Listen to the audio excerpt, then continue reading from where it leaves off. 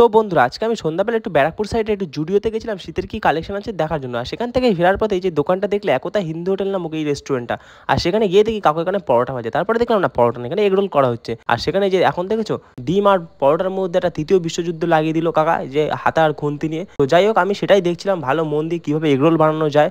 জানি না কোনোদিন পারবো কিনা, বা ট্রাই করতে তো অসুবিধা নেই, সেই মতো কাকার হাতের কাজটা দেখছিলাম।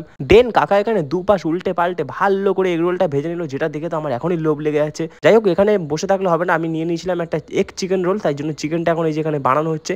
এই যে কড়াইয়ের উপরে নানা রকম মশলা দেওয়া হচ্ছে, আমি মশলা জিজ্ঞাসা করা আমাকে তো কাকা বললো না। তারপরে দেখো এখানে এগ রোলটা এখন বানানো হচ্ছে। এই যে উপর দিয়ে চিকেনটা দিল, চিকেনের পরিমাণটা অনেকই ছিল। আর এই যে লেবু, মানে এটা কি সস টবার, অ্যাকচুয়ালি এগ রোলে লেবু না দিলে ভালোই লাগে না। তারপরে কাকা যেই না লঙ্কা দিতে হবে আমি বারণ করে দিলাম, কারণ ভাই আমি ঝাল থেকে 10 হাত দূরে থাকি। তারপরে এই যে দু রকমের সস দিয়ে দিল, একটা ছিল টমেটো সস আর একটা ছিল কাসুন্দি। আর যেই এগ রোলটা মুতে হবে আমি বললাম একটু শশা দিয়ে দাও, কারণ কি বলতো এগুলো অ্যাকচুয়ালি রিচ খাবার, আর এর সাথে একটু শশা ফশা খেলে না শরীরটা অ্যাকচুয়ালি হেলদি থাকবে। কারণ একেতে রিচ খাওয়া, তারপরে একটু শশা ফশা বেশি খেলে অ্যাকচুয়ালি গায়ে লাগে না, মানে ঠিকই আছে।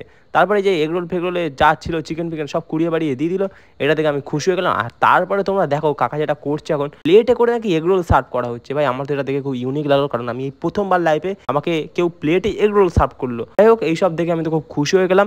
আর হ্যাঁ, এখানে এগরোলটার দাম কত তোমাদের নিশ্চয়ই জানার ইচ্ছে হচ্ছে, তাই জন্য একদম প্রথমে চলে যাও। আর মেনুটা দোকানের সাথেই আছে, ওটা পজ করে দেখে নিও। আর হ্যাঁ, ভিডিওটা ভালো লাগলে লাইক করতে কিন্তু একদমই ভুলো না। চলো টাটা।